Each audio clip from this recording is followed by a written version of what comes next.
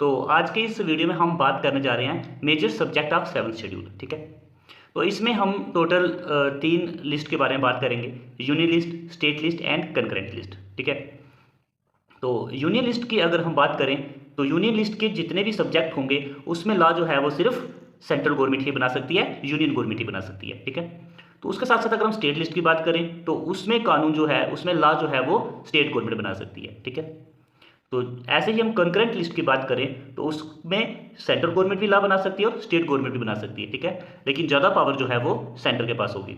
जैसे कि अगर कोई डिस्प्यूट आ जाता है सेंटर और स्टेट के बीच में, ठीक है, तो वो प्रॉब्लम जो है वो यूनियन गवर्नमेंट ही सॉल्व करेगी। तो अब हम डिस्कस करते हैं यूनियन लिस्ट में टोटल कितने सब्जेक्ट हैं। ठीक है, तो टोटल सब्जेक्ट है फ्रेंड्स 97। ठीक है, तो उनमें से जो मेन सब्जेक्ट हैं उनको हम डिस्कस करते हैं। सबसे पहले defence, navy, air force, foreign affair, atomic energy, mineral resources की बात करें। ठीक है, सीबीआई की बात करें, सिटीजनशिप हो गया। ठीक है, और रेलवे हो गया, सेंसिस हो गया, सर्वे ऑफ इंडिया की बात करें, शिपिंग एंड नेविगेशन की बात करें, और पिलग्रिमेज आउटसाइड इंडिया। ठीक है, जो पिलग्रिमेज आउटसाइड इंडिया जो हैं उसमें भी जो लॉ जो है वो यूनियन गवर्नमेंट ही बना सकती है। ठीक है, और ये यूनियन लिस्ट में आता है। ठीक है, ये थे कुछ हमारे मेन सब्जेक्ट जो यूनियन लिस्ट में आते हैं। ठीक है, तो इसी तरह से अगर हम स्टेट गवर्नमेंट की बात करें फ्रेंड्स, तो स्टेट लिस्ट में जो सब्जेक्ट हैं वो है 66।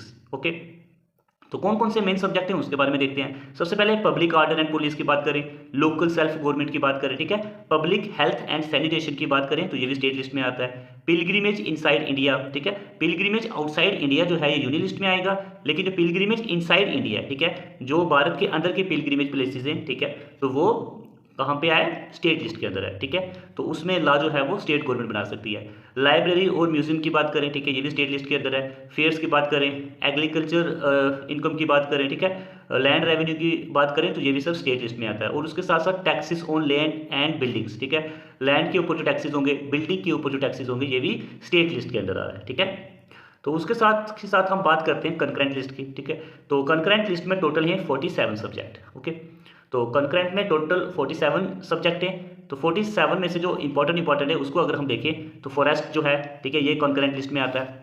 और मैरिज और डाइवोर्स की अगर हम बात करें तो ये भी कंकरेंट लिस्ट में है। ठीक है, न्यूज़पेपर, बुक्स, प्रिंटिंग प्रेसेस, उसके साथ साथ इकॉनमी एंड सोशल प्लानिंग, ठीक है, पॉपुलेशन कंट्रोल, फैमिली प्लानिंग, जो एजुकेशन जो है ये भी कंकरेंट लिस्ट में आता है। ठीक है, लेकिन ये सबसे पहले जो स्टेट लिस्ट में थी। ठीक है, 42 कॉन्स्टिट्यूशनल अमेंडमेंट होती है 1976 को, तो इसको स्टेट लिस्ट से मूव कर दिया जाता है कंकरेंट लिस्ट में। ठीक है, अगर हम ट्रेड यूनियन की बात करें तो ये भी कंकरेंट लिस्ट में आ रहा है। ठीक है, और सोशल सिक्योरिटी भी जो है ये कंकरेंट लिस्ट में आती है। ठीक है फ्रेंड्स, तो ये थे हमारे टोटल 3 लिस्ट। ठीक है, यूनियन लिस्ट, स्टेट लिस्ट, उसके साथ कंकरेंट लिस्ट। ठीक है, तो उम्मीद करता हूँ ये तो सभी जो लिस्ट जो है ये आपको समझ आई होंगी। ठीक है, ये सब्जेक्ट जो है इसके अंदर, इसके बारे में आपको थोड़ा पता चल चुका होगा।